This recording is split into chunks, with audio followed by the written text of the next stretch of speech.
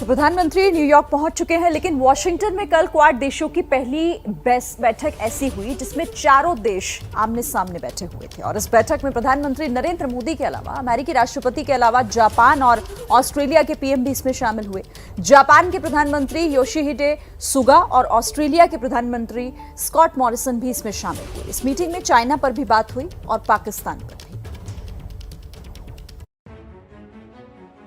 आतंक को पाल पोस रहे देशों के सामने दुनिया की 4 महाशक्तियों ने साफ कर दिया है कि किसी भी देश को अपनी जमीन पर आतंक को फलने फूलने नहीं दिया जाएगा। पीएम मोदी अमेरिका में हैं। अमेरिका में हिंदुस्तान का बिगुल बज रहा है। क्वाड जैसे मन से विरोधी देशों को चेतावनी देने वाली इन तस्वीरों को देखिए। प्रधानमंत्री मोदी को दुनिया के सामने हिंदुस्तान की बात रखते सुनिए। प्रधानमंत्री मोदी, अमेरिकी राष्ट्रपति जो बाइडेन, ऑस्ट्रेलियाई पीएम स्कॉट मॉरिसन और जापान के पीएम योशिहिदे सुगा बैठक में शामिल हुए।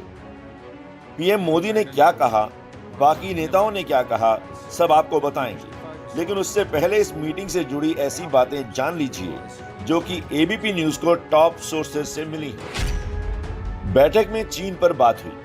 पीएम मोदी ने चीनी ऐप के खतरे से सावधान करते हुए स्वच्छ ऐप आंदोलन का मुद्दा उठाया। क्वाड मीटिंग में बाकी तीनों देशों की तरफ से भी चीनी ऐप का मुद्दा उठा। सभी ने सहमति भी जताई और भारत और अमेरिका सहित तमाम देश लगातार चीन के उन ऐप पर लगातार प्रतिबंध लगा रहे हैं जिनके जरिए चीन डेटा चुराकर उसका बेजा इस्तेमाल करने का आरोप उसके ऊपर लगा है या वो करता रहा है। तो इस तरह से चीन के खिलाफ क्वाड की बैठक से लामबंदी की शुरुआत हो चुकी है। क्वाड की बैठक में हुई बातचीत को अभी साझा नहीं किया जा रहा है और समय पर इस पर तमाम देश मिलके, ये चारों देश मिलके सामरिक रूप से, आर्थिक रूप से और तकनीकी रूप से चीन के खिलाफ लगातार सक्रिय रहेंगे और एक्शन भी होता रहेगा। I think again I did go into a little bit on that. I think both in the bilateral relationship as well as bilateral discussions as well as in the Quad discussions, there was a clear sense that a more careful look and a more careful examination and monitoring of Pakistan's role in Afghanistan. PM Modi ने इस बैठक में कई मुद्दों पर बात की।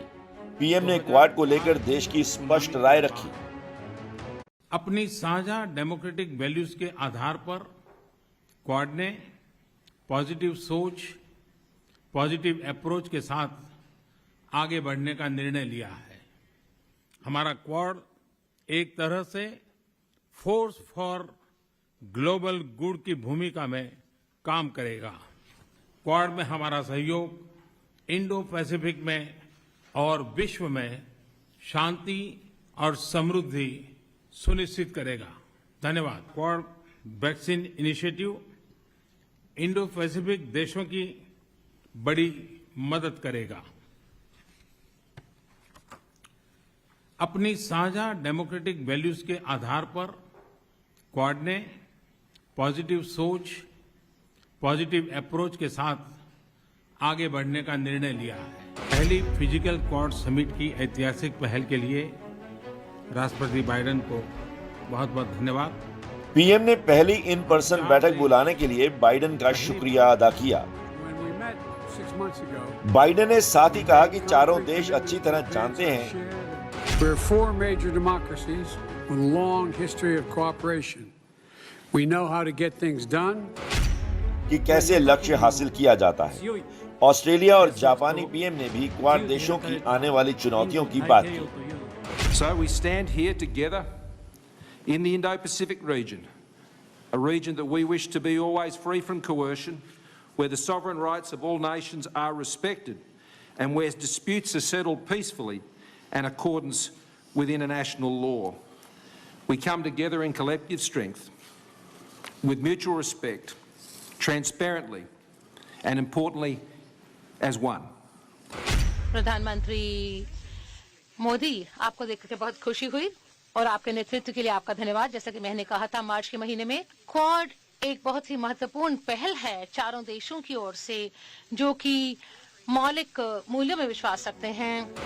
Quad बैठक चीन और पाकिस्तान जैसे देशों के लिए खतरे की घंटी है, क्योंकि जिस तरह से पीएम मोदी का अमेरिका में स्वागत हुआ, जिस तरह दुनिया भर के देशों ने तालिबान से लेकर पाकिस्तान और चीन पर अपनी बात रखी, वो भारत की बड़ी कूटनीतिक जीत भी है और विरोधियों के लिए कड़ी चेतावनी भी।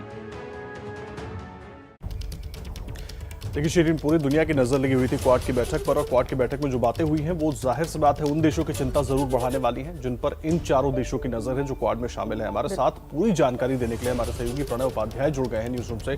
सीधा उनका रुख करेंगे। प्रणय, आतंकवाद पर तो बात करेंगे, लेकिन सबसे पहले भारत और अमेरिका के लिहाज से मैं आपसे समझना चाहूंगा कि भारत के लिए इन दोनों ही बैठकों से क्या निकल कर आया? What are the takeaways?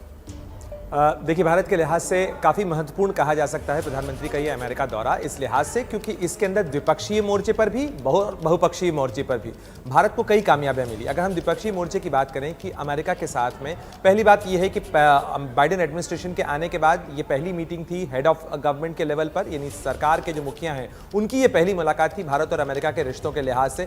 इसमें ट्रेड का जो मुद्दा है, जो कि इसके कुछ इश्यूज थे जो सॉल्व नहीं हुए हैं अभी तक, उसे वापस टेबल पर लाने की कवायद भारत लंबे समय से कर रहा था। अमेरिका ने उस पर रजामंदी जताई है। जल्दी ही ट्रेड रिप्रेजेंटेटिव्स और भारत के कॉमर्स मिनिस्टर के बीच में बातचीत की नई प्रक्रिया शुरू हो सकती है। ये महत्वपूर्ण है क्योंकि $150 बिलियन का निवेश भी 150 बिलियन का बायलैटरल ट्रेड है और इसके अलावा भारत बड़े निवेश की अपेक्षा कर रहा है। तो ये भारतीय अर्थव्यवस्था को टॉनिक देने के लिए जो कवायदे हैं उनके लिहाज से जरूरी है। रक्षा सहयोग एक बहुत बड़ा महत्वपूर्ण मुद्दा है आदर्श, जिसके अंदर भारत और अमेरिका के बीच में सहयोग है। डिफेंस पॉलिसी ग्रुप की मीटिंग होनी है, 2+2 डायलॉग जल्दी ही होना है। अमेरिका ने भारत को क्रिटिकल डिफेंस टेक्नोलॉजीज, जो कि संवेदनशील हाई टेक टेक्नोलॉजीज होती हैं, उन्हें मुहैया कराने पर रजामंदी जताई है। इसके अलावा CDS की विजिट होनी है अमेरिका। तो ये तमाम डिफेंस एंगेजमेंट हैं जो भारत और अमेरिका को रणनीतिक और सामरिक तौर पर करीब लाएंगे और निश्चित रूप से अगर भारत की ताकत बढ़ती है तो भारत के दुश्मनों के लिए इसका संदेश साफ है।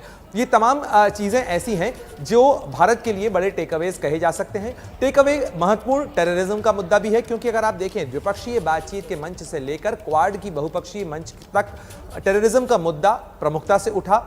अफगानिस्तान के हालात हो, पाकिस्तान की भूमिका हो या आतंकवाद को लेकर जो साझा चिंताएं हैं। जो बाइडेन का अगर आप ताजा बयान देखें तो उन्होंने कहा कि भारत के साथ दोस्ती में हमारी चुनौतियां भी साझी हैं और हम मिलकर इसका मुकाबला करेंगे। ये बड़ी बात है कि अगर अमेरिका भारत की चुनौतियों को अपनी चुनौती मानता है और उन्हें साझा करता है और उनके खिलाफ मिलकर लड़ने की बात करता है, तो ये निश्चित रूप से एक बड़ा टेकअवे कहा जा सकता है। भारत के कंसर्न्स को शेयर करते हुए उनके खिलाफ रिस्पॉन्स मिलकर देने की बात को कहना।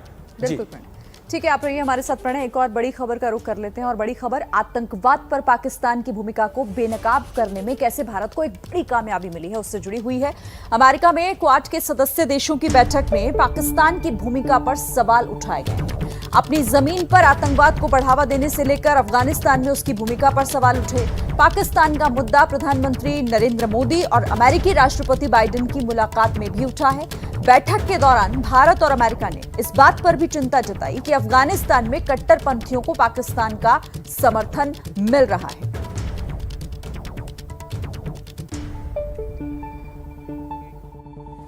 I think there was very careful consideration by both sides on the support given to certain hardline elements in that country, including terrorist groups by certain neighbor of Afghanistan. I think there was a clear concern expressed in that regard on Pakistan's role in Afghanistan and their continuing support for a certain approach that did not seem to be conducive to the international community's expectations. देखिए, पाकिस्तान को लेकर quad और राष्ट्रपति Biden के साथ द्विपक्षीय बातचीत में पाकिस्तान की घेराबंदी पर वॉशिंगटन DC से विकास भदौरिया की आपको एक खास रिपोर्ट दिखाते हैं जिसमें वो सब कुछ समझा रहे हैं कि किस तरह से पाकिस्तान की घेराबंदी की गई।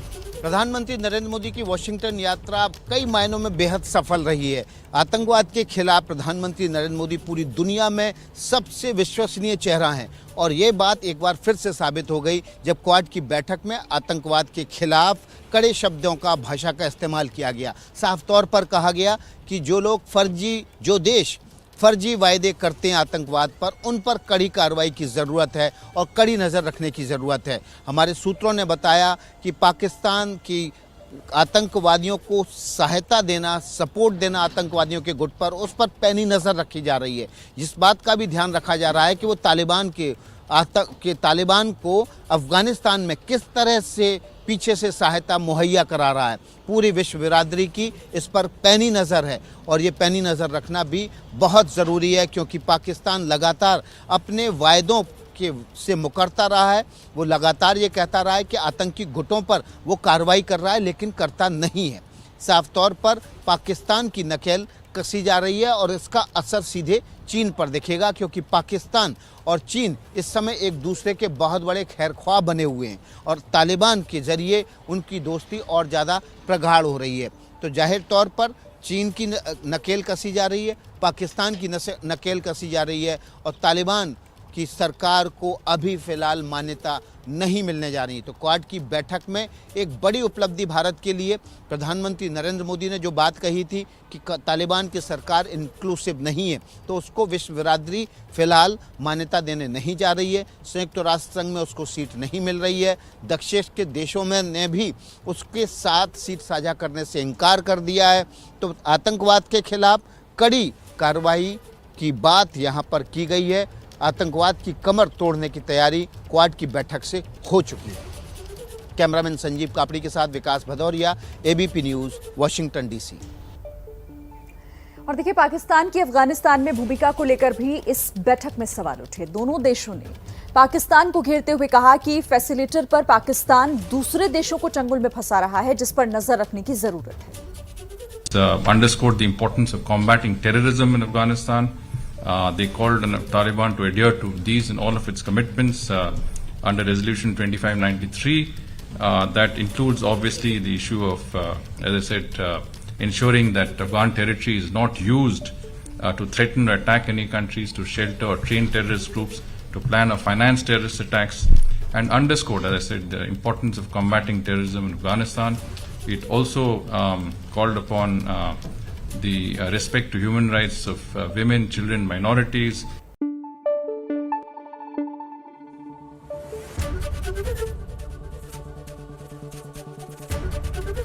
एबीपी न्यूज आपको रखे आगे।